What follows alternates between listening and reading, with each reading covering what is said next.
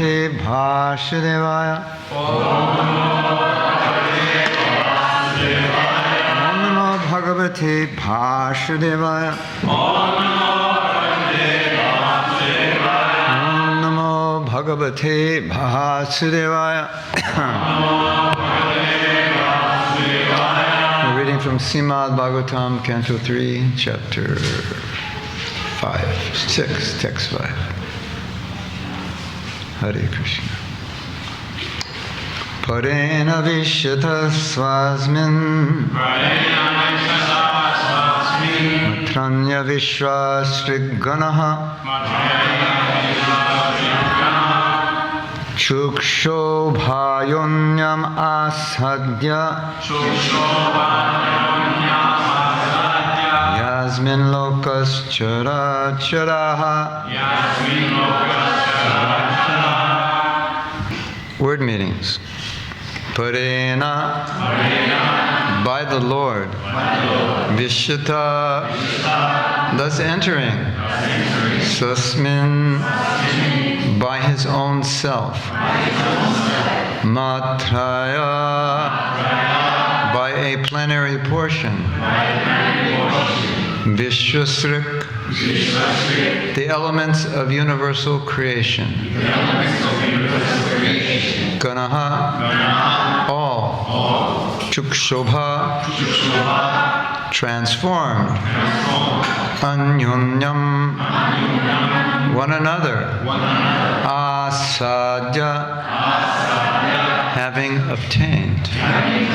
Yasmin, in which. Lokaha, the planets.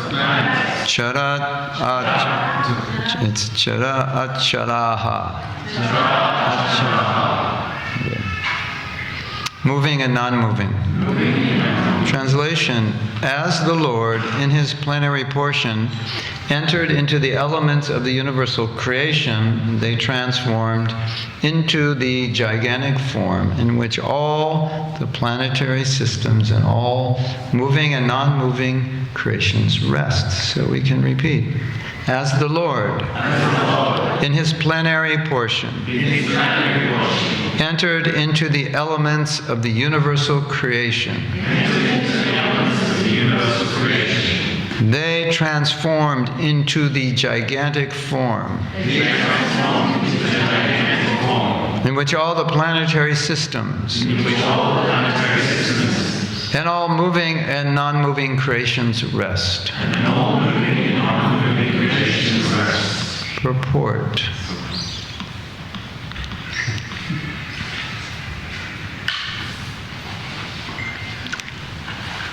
The elements of cosmic creation are all matter. How do you say matter? Matter. Matter. Are all matter. No, we pronounce it matter. Matter. It depends what part of the city you were raised, part of the country you're raised in, right? Are all matter. Well, I'll just pronounce it like an American. Are all matter.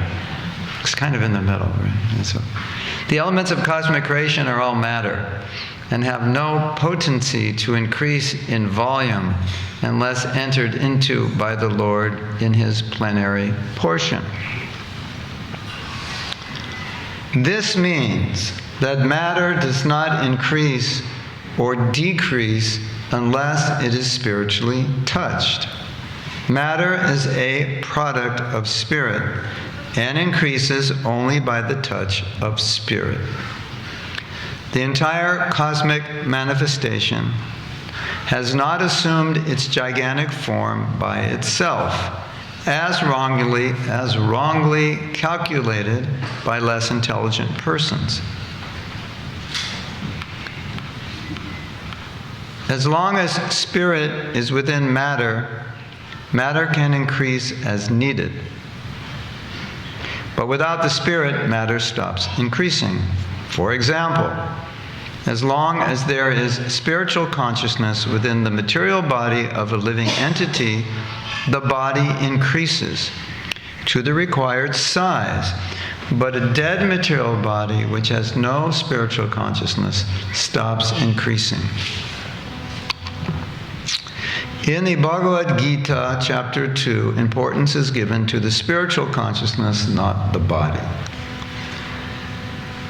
The entire cosmic body increased by the same process that we experience in our small bodies. One should not, however, foolishly think that the individual infinitesimal soul is the cause of the gigantic manifestation of the universal form. The universal form is called the Virat Rupa because the Supreme Lord is within it in his plenary portion. Srila Prabhupada ki jai. So, there are 2 points made in this purport. You've probably heard them before. Krishna is God, you're not, and you're spirit soul. So, since you all know this well, I thought we could end class and Sharira Avijaja, get to real business, right? We know this well, right? Or we're supposed to, or we've heard it? Yes. So, yesterday afternoon they asked me if I wanted to give class. And I said, show me the verse. And they showed me the verse. And I was like, oh, okay. Can someone else do it? Like, I have nothing to say. You know, you've heard all this before. Anyway, in the wee hours of the morning, I woke up. And I thought, well, we could talk about being the body from the perspective of false ego, because that's an interesting topic, false ego. But before we get into that, I want to say a few things about not being the body, which is, it's really good that we're not the body. Because as you know, the body gets old and sick and dies, and you don't. So that's a plus, right? Because, you know, we're all attached to the body and we don't want to die and all that, but, you know, it's a good thing we're not the body, because today you're beautiful, tomorrow you're not so beautiful, the day after you're really not beautiful at all. And if that was you, that would be pretty depressing. But since it's not you, it's like, well, it's not me. I'm always beautiful as soul. So that's good, right? We're glad we're not the body, and we're glad Krishna created the soul, Satchidananda, right? Because if he created it Asad, Achit, and Nirananda, that would be a problem, wouldn't it? Your essential nature is you die, you're miserable, and you're full of ignorance. No. So that's beautiful, isn't it? That your nature is, you're like blissful. That's good. That's your nature. You just realize it, you'll be happy.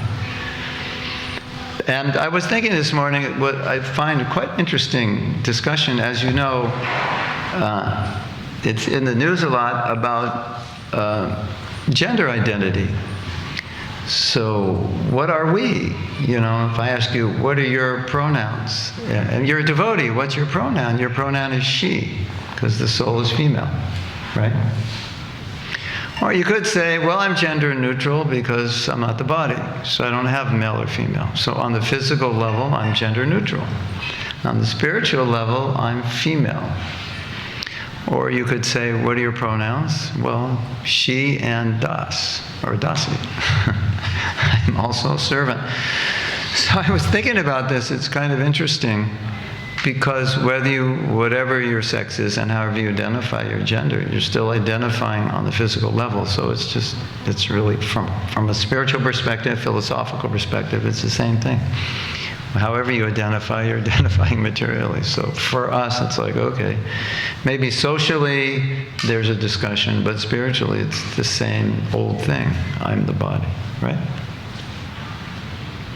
So now when someone asks you, how do you identify? You know how to answer. You have some choices, right? But soul is female. Now, we're not the body. So I want to tell you what I sometimes try to explain to people who are brand new. I try to get them to visualize a deck of cards that has their last 64, how many cards? 52 cards? 52, yeah. It has your last 52 lifetimes on the card. So you pull the cards out and there's 52 different bodies. And you put them out and you look at them. And it has a date, you know, your birth date and your death date for the last, so, you know, there's 52 bodies, you know, let's say you average 70 years. That's a bit of time, right? So Well, I'll ask that to you. How would you feel if you had 52 bodies to look at and they're all you in other lifetimes? Be an interesting experience, wouldn't it? A little bit, right? So you remember that story, Chitraketu's son was brought back to life, and then Narada said, your parents are here, they're worried about you. And he said, which parents? Which life? What are you talking about? I had so many parents. I did a program the other night, the Bhakti Center, and this man said, I have to talk to you at the end of the program. He's really anxious to talk. It's like, well, will I recognize my mother when I go back to Godhead? And I said, which mother? You've had many mothers. And then he got it. I was talking to him for like 5 minutes, I didn't say that, I was trying to explain. No, not the body, not necessarily.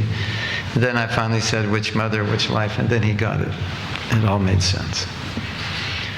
So, that's how Prabhupada wanted us to think. And then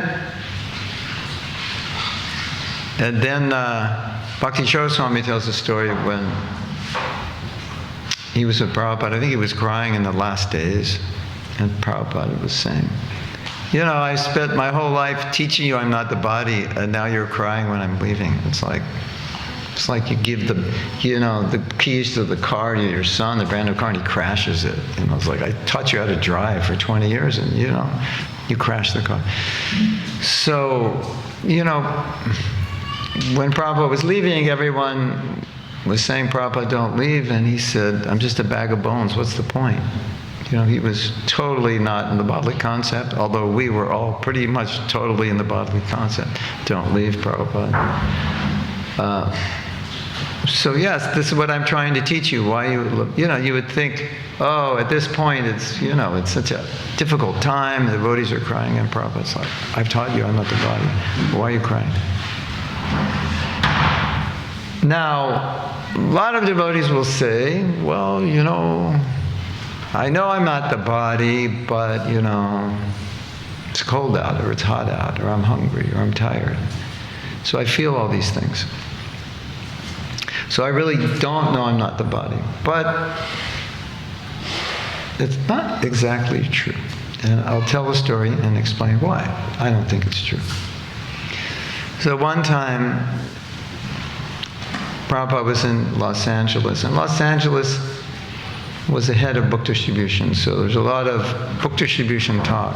And now Prabhupada's there, so you can talk with him about it and get more inspired. So one devotee said, Srila Prabhupada, we're going out every day on book distribution. Will we become self-realized if we continue doing this? And Prabhupada said, how could you go out on book distribution every day if you're not already self-realized? So what did Prabhupada mean like that? That like we're all on the Brahman platform and we all completely are detached from the body? No, he didn't mean that. But what he meant, I think, is super important for us in defining our realization, not the body. Obviously, Prabhupada meant that how could you do this service if you were entirely in the bodily concept? Because it's difficult. Especially in those days, it was difficult. You're going out doing this austerity. You're getting up early in the morning. If you think you're the body, why would you get up at 4 o'clock? Right? And, go in the temple for hours, and you're sitting here now, and you're like, I'm kind of hungry right now. Yeah, but you're sitting for class because you realize you're not the body. You're a servant of Krishna, and this is what I should be doing. So that was Prabhupada's point. If you're acting in devotional service, you must have some realization you're not the body, because you would do other things otherwise. Right? So that's just a little encouragement.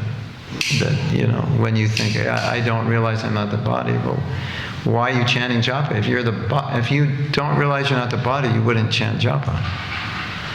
You would just do something else, right? Isn't it? Or why are you worshiping deities and so on? So, we think, but, I still identify, I think I'm a man, I think I'm a woman, this and that. That's, of course, there, but there's other sides also there. That we're acting like we're not a body. And there's some, and Prabhupada saying that's your self-realization on that level. Like something that causes controversy in our movement. I just said that word to wake you up. Something that causes controversy in our movement is discussing something without discussing a definition. Like we're talking about the same thing, but we have two different definitions. So we think we're talking about two different things.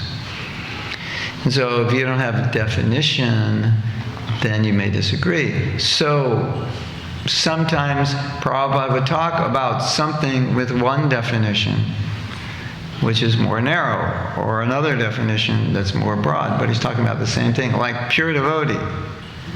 You probably all know the story. Srila Prabhupada, how many pure devotees are there in ISKCON? How many devotees are in ISKCON? About 1,000. There are 1,000 pure devotees in the world. You know that? You remember that? It's like, I'm a pure devotee. I've been a devotee 2 years. So, but that's how Prabhupada saw it, that definition. Do you know that often Prabhupada would have his disciples chant on beads for initiation? So he wouldn't chant on them, and your godbrother or sister would chant on it for Prabhupada, which, if you found out was kind of like, Prabhupada didn't chant on my beads, but so-and-so did. It's like not so exciting, right? You might think, what's going on here? But more than that, the person who had to chant on the beads was feeling like that. Like, I'm going to chant on my godbrothers or godsisters' beads. Who am I? I'm not qualified. So one devotee was asked to chant one sannyasi. He said, Prabhupada, I'm not qualified to do this. I'm not a pure devotee. And Prabhupada said, my order is pure. So if you execute my order, then what you're doing is pure. So that was Prabhupada's broad definition of pure devotional service. Like, so you're going out on Sankirtan every day. On my order, you're doing your best. You're a pure devotee. And how could you do this unless you realize you're not the body to some degree? So you're self-realized pure devotee, and you've been in the movement 3 weeks. So that's one definition Prabhupada used. He used that definition often. So, yes, so I wanted to read, So today we're going to talk about where the jiva fell from. Oh, that woke you up, right? Well, kind of. No, we're only going to talk about that the jiva fell. We're not going to say where he fell from, but he did fall. That we can agree on the fact that the jiva fell. So, whenever there's a discussion about how we ended up in this situation with a body, then there's a discussion of where it all started and how it all happened, and a discussion of false ego. And the false ego discussion is very interesting, so I thought we could, since we're talking about we're not the body, take it to this. So I want to read something from Srila Bhaktisiddhanta, and then Bhaktivinoda Thakur and Chaitanya Charitamrita, and the purport, and a few verses that you've probably heard before, many of you have memorized.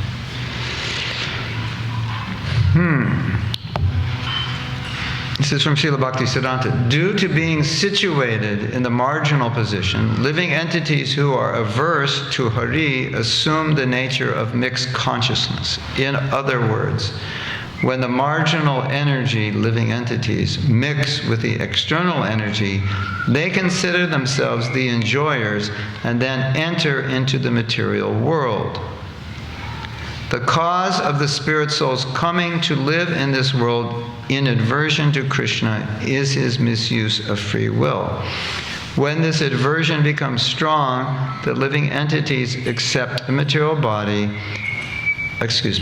mind and body in order to enjoy the temporary material world, and thus come under the control of fruitive actions. So, it's quite simple. Once upon a time, we had a desire, and the rest is history. We had a desire, and it wasn't to serve Krishna, and the rest was history. And we had a choice which way to go, and we went this way. And so now what happens? Well, if you don't want to serve Krishna in this, you have to get, if you want to compete with him and you want to be an enjoyer, Purusha, imitation, then you need an imitation form. It kind of looks like his form, but it's not made of spirit, it's made of matter. And you need a form with material senses, because we don't want to serve Krishna, so we need material senses so we can enjoy like Krishna. And so without material senses, you can't enjoy material sense gratification. I know this sounds kind of kindergartenish, but it's interesting to discuss. So what do we need to be able to do this? We need to be able to have it. We need to have a body, and we need to have a body with material senses and sense objects so that we can try to imitate Krishna and enjoy it. So, how does this work? So, Brahma creates, we get a body, and then Brahma does his magic wand, and is like, phew, you're the body. He makes you forget your spirit soul. Because if you remember that you're spirit soul, you can't enjoy the body. And every devotee knows, they come and like, I'm not happy as a devotee, I'm not happy as a non-devotee. Like I know too much to be happy as a materialist, and I'm not tasting enough nectar all the time to be always ecstatic as a devotee. So why is that? Because you know too much, right? It's like, I know. So if you want to enjoy materially, you can't know too much. It gets in the way, right? So just imagine you go to a wedding. Anyone have any objection? People think, yeah, you're just going to die, in a few years. Like, why waste time getting married? Like, would people appreciate that? I'm just telling the truth. What's your problem? It's like, no. We don't want that. We don't need that. That's not proper. It's not polite. So it's something like that. It's like, if you know too much, it rains on your material parade. So when we became devotees, we were like, yeah, this makes sense. I kind of understood this. We liked it. Yeah, this is bad, that's bad, this is wrong, that's wrong. He's foolish, she's foolish. We were like eating it up, weren't we? So that knowledge, we liked it. It got us out of the bodily concept. But Brahma created ignorance because everyone wanted to be Krishna and enjoy like Krishna. And you can't do it if you think you're spirit soul. You have to think you're the body. It doesn't work any other way, because you can't enjoy the body unless you think you're the body. So we've got to cover you and make you think you can be happy here and go for it. And what do we say? Ignorance is bliss. The more ignorance, the more you can think you're enjoying. You ever talk to somebody and you're trying to tell them, there's a higher happiness and material happiness, and they don't get it? That ever happened to you? It's like, it doesn't matter what angle you come from, they don't get it, right? So Brahma did a good job with them, right? They'll never know. So okay, that's fine. That's what you want. So sometimes, as devotees, sometimes we say, Maya is so strong. Yeah. And Prabhupada was asked, why? He was once asked, why is sex desire so strong? He said, because you want to enjoy it. So Krishna made it that way. Why is Maya so strong? Because that's what you want. So he made it that way. You want it. You ask for it. It's not like she has to come around and harass you. No, this is what you wanted. So she makes it that way. One time, they were talking about grihastha life with Prabhupada. They were talking about celibacy. Srila Prabhupada, if we're all celibate, then there'll be no more living entities on the world. Why do you want to bring living entities in this miserable place? Yeah, but the world won't go on. What does it need to go on for? It's only because you want to be here that it's created. So it's only for your enjoyment that it's here. If you didn't want it, it wouldn't be here. So that's the idea. That's why Krishna says the living entities maintain this world. It's not like we're Vishnu maintaining it, but we maintain it in the sense that the prison house is always going to be open as long as there's criminals. The criminals don't take care of the prison house. They don't run it, but they run it in the sense of it exists because of because of them. So this world exists. We maintain it because we want it. So why is Maya so strong? Because you want it that way. Why is illusion so strong? Because we want it that way. It works for material enjoyment, doesn't it? Okay. Let's read something else. This is from Bhaktivinoda Thakur. This is from Jaiva Dharma. Jaiva Dharma. Jaiva Dharma is a fictional book, which some devotees say, although it's fictional, it has its reality on another plane, so it's not really fictional. That's interesting. I'll leave it at that. Those jivas who turn away from Krishna desire to enjoy Maya, and Maya attracts them towards her by her potency, which cannot happen within the Leela of Krishna. From that moment, our material state of existence comes into being, and our true spiritual identity disappears. We therefore think, I am the enjoyer of Maya. This false egoism covers us with many varieties of false identities. So it's basically he's saying just what I explained, that as soon as the jiva thinks, yeah, I can enjoy without Krishna. Okay, here's your vehicle. You can go, here's your place, go out and play with it. You have your body. So, here's the famous verse.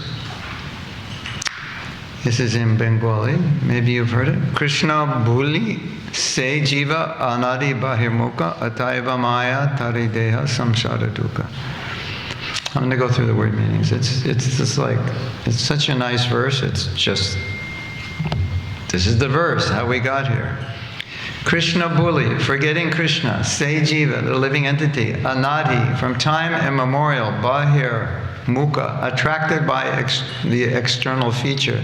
Ataiva, therefore, Maya, illusory energy, Tare, to him, Dea, gives samsara dukkha, miseries of material existence. Forgetting Krishna, the living entity has been attracted by the external feature from time immemorial. Therefore, the illusory energy, Maya, gives him all kinds of misery in this material existence.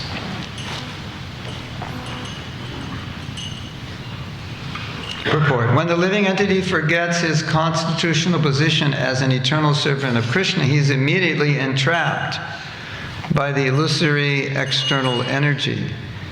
The living entity is originally part and parcel of Krishna and is therefore the superior energy of Krishna. He is endowed with inconceivable, minute energy that works inconceivably within the body.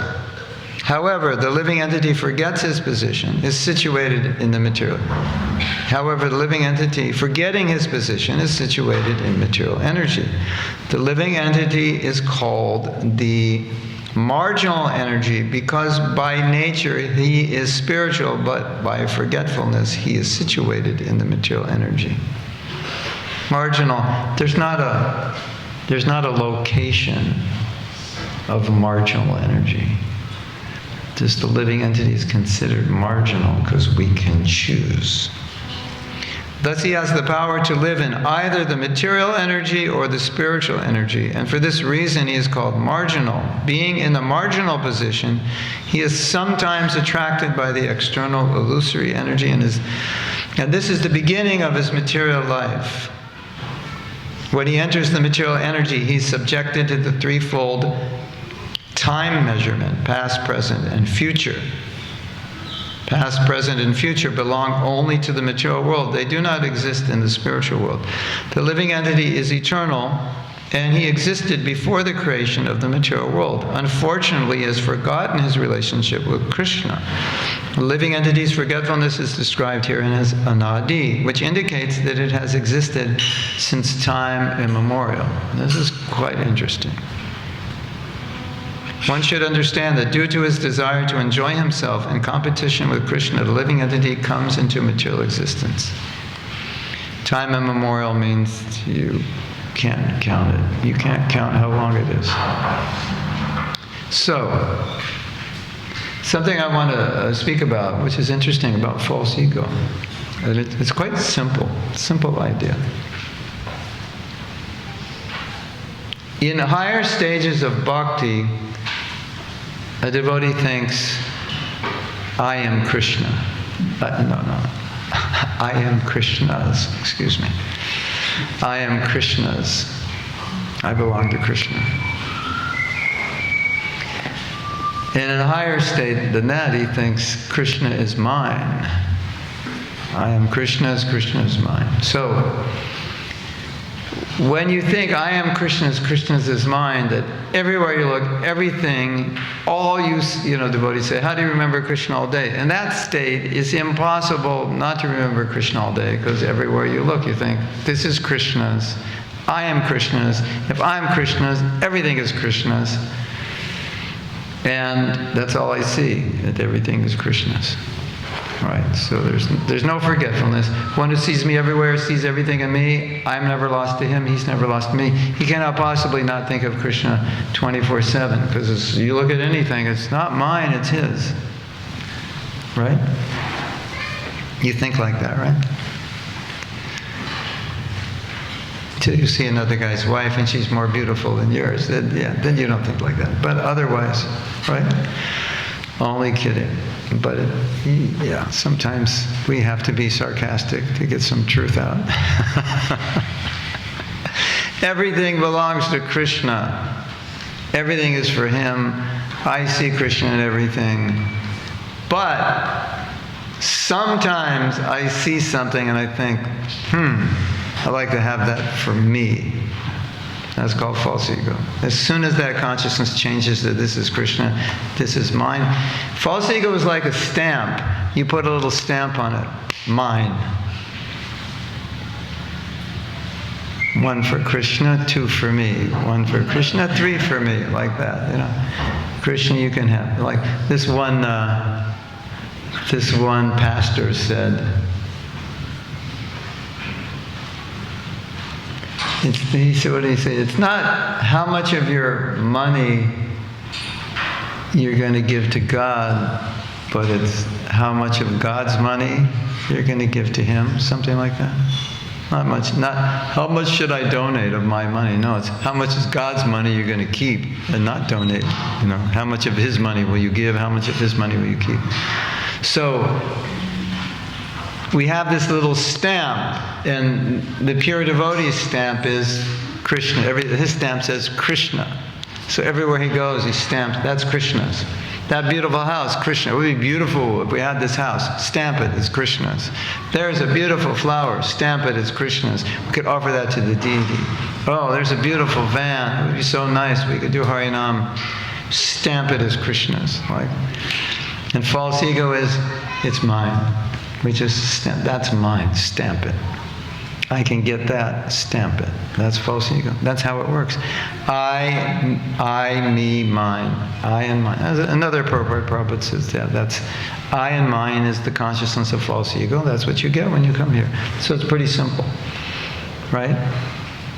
That's it. Hare Krishna. Party's over.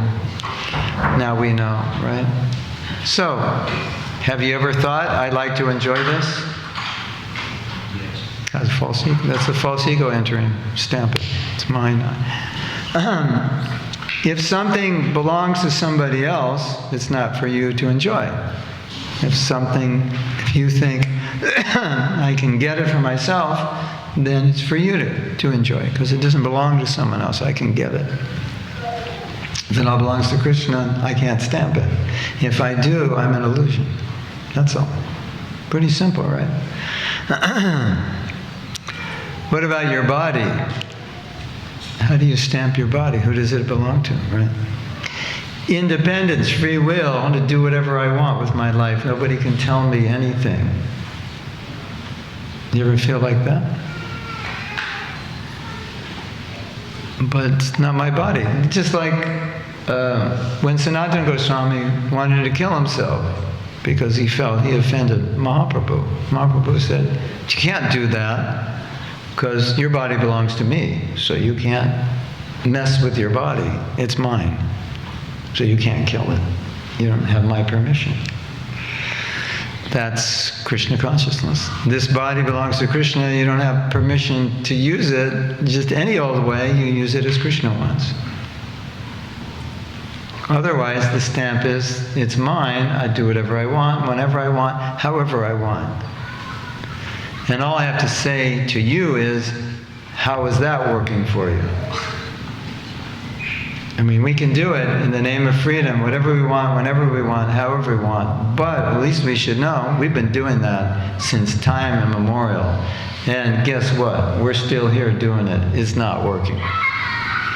And Krishna is saying, you just do this for me, you'll be happy, you serve me. Infinitely greater. We're like, yeah, I'll think about it. And then we go on stamping, mine, mine, mine, do whatever I want, whenever I want, however I want, with whoever I want, when I feel like it. And here we are. And the grand prize for that mentality is you get another body. And so you can continue doing that. And my last message to you is the dentist message, and I've given you this message before.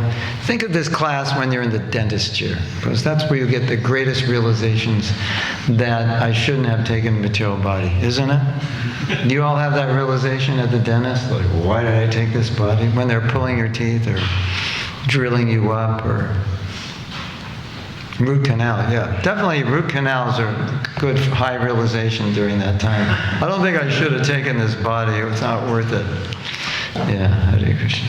Thank you very much, Srila Prabhupada Ki Jai. So if you have any questions or comments or discussion points. Hare Krishna.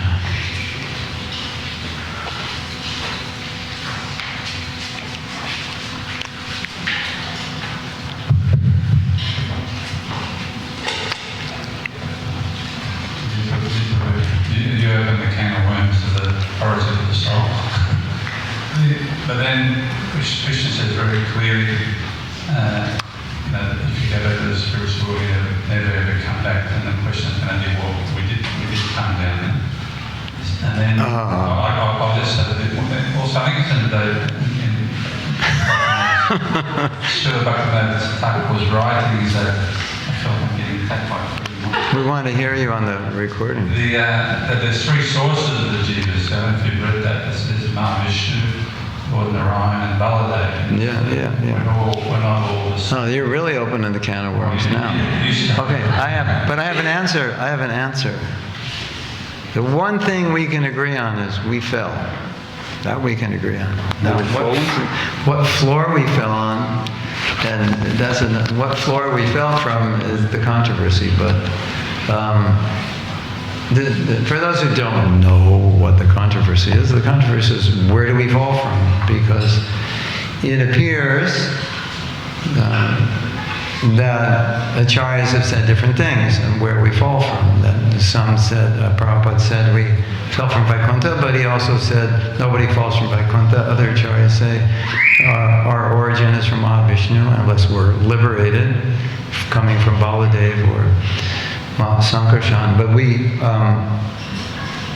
we appear as the other side says, no, our origin is Mahavishnu, he creates, and then we decide. But in either explanation, it basically comes down to the same thing. You have a chance to go up, you have a chance to go down, you chose to go down. Or you could say you have a chance to stay, or come to how you want to look at it. Either you were there and you came down, or you weren't and you could have gone. So more or less we made a mistake and we chose to come here and imitate Krishna. And the propensity to imitate Krishna is so strong that even we become devotees, it's just still that momentum is going to control and enjoy.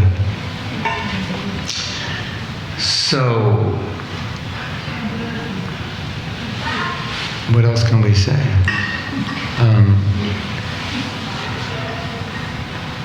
I guess we could write books about it and have endless discussions about it. But if you get to the essence of the problem is that we chose to imitate Krishna. So whether it was from the penthouse or the first floor, we came down to the street to enjoy Krishna. That's the issue. Yeah, that's what we're dealing with. That's the problem.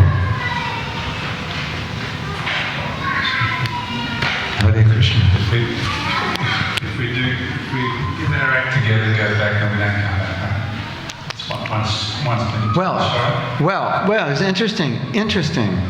as you rightly said, in the Gita it says once going back, you never come down. Okay, you've got to make sure you want to go back to Godhead because it's a one-way ticket, right?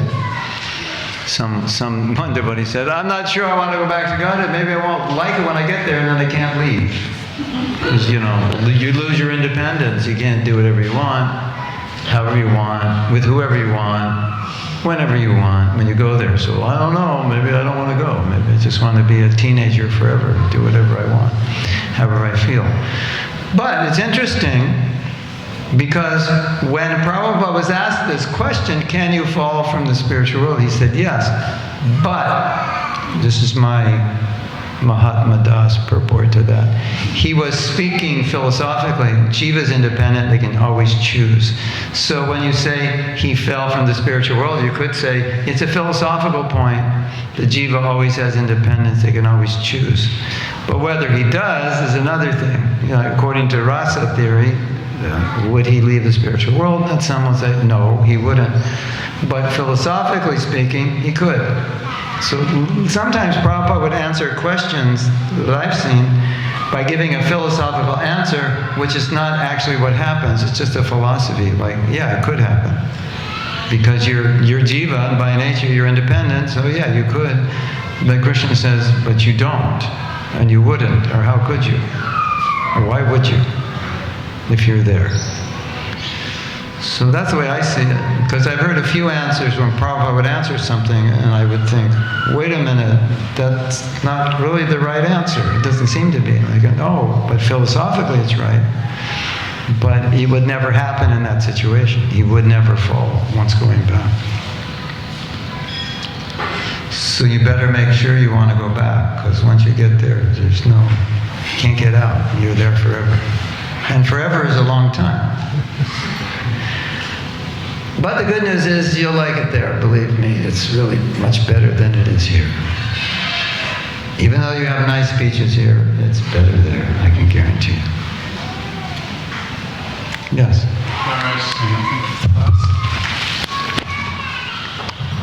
That's just the first time that I've heard that did you say that the jiva is female? Yeah. Female means, Krishna is called Purusha. Purusha means enjoyer, male, and female means prakriti, enjoyed. So that's the idea of female, it's enjoyed. So, Srila Bhaktisiddhanta Saraswati Thakur said, when you see the deities, you're not going to see the deities, you're going for them to see you, because you're the object of their enjoyment. You're not the object of, they're not the object of your enjoyment, you're the object. So it's kind of like, here I am, Krishna, like Krishna, you think Krishna wants to see me? Yeah, he does. He likes seeing his devotees. Of course, we're happy to see Krishna and so forth, but there's a story many of you have heard that Srila Bhaktisiddhanta was taking darshan without his glasses, and he was too far from the deities to see them. And they said, Guru Maharaj, why aren't you wearing your glasses? You can't see the deities. He said, no, I'm not coming to see. I'm coming to be seen by them. So that's prakriti, enjoyer. Female. So the idea of female is enjoyed, male is the enjoyer. So we're all enjoyed. So it's like when you offer bhoga to the deity, right? It's covered, no one should see it. It's for his enjoyment. And so it's the same with everything. When we chant the holy name, it's for his enjoyment. Not for boosting my ego or being in the center is the best kirtaniya. So that tendency to want to enjoy Krishna and Krishna's property and Krishna's service is deeply rooted, because that's how we were trained in the material world, to enjoy everything we see, put our stamp on it. False ego, I'm the enjoyer.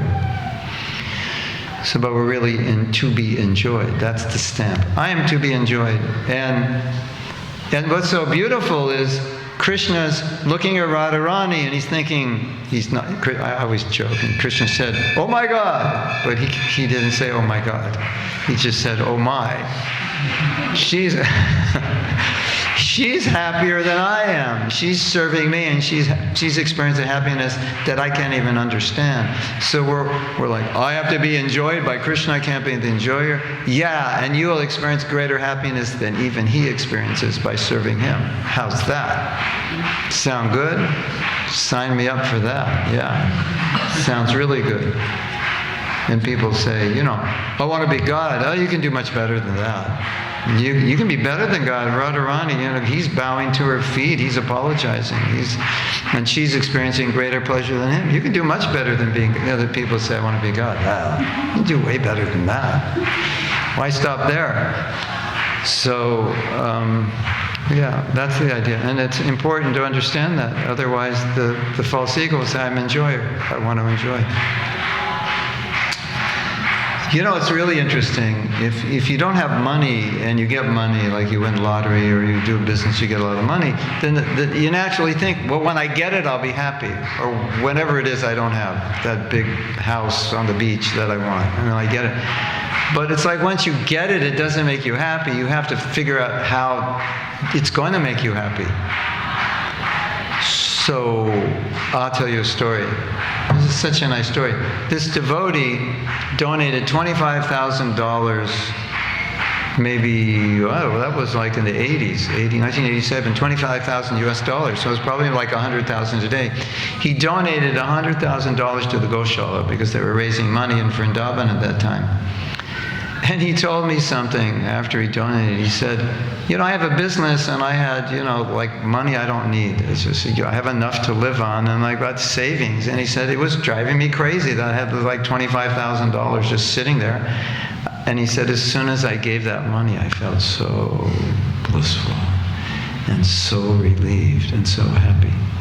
So just having the money in the bank, now that's going to make you happy. You got a bunch of zeros on your a few more zeros on your bank balance. No, but once it's employed in pleasing Krishna, then it makes you happy. Employed in pleasing you, it'll give you sense gratification, but it won't make you happy. Sense gratification and happiness are two different things. People don't understand that. So you have the house on the beach, it's nice, you'll have sense gratification. But if you open a Krishna by the sea center in that house, you'll be much happier than it's just your house. Right. Or you can open a surfing ashram, like they have in South India. I was listening to the devotee talk about the surfing ashram. He says, yeah, we can utilize things in Krishna's service, like surfing. And I was like, oh, really? The Aussies would be happy to know that. We can use our propensity for surfing to open a surf ashram. And so first you chant 8 rounds, then you go surfing. Like that. Hare Krishna. So yes, my pronoun is she, das, anudas, and maybe atma, right? And materially gender neutral. I have no gender. I'm not this body. Hare Krishna. Or if you want to have fun with it, what's your pronoun? Das, anudas, anudas, anudas, anudas, anudas, anudas, anudas, anudas, anudas. Hare Krishna. Okay. Thank you very much. Srila Prabhupada ki jai, Thai Go Premanande, Hari Hari Bo.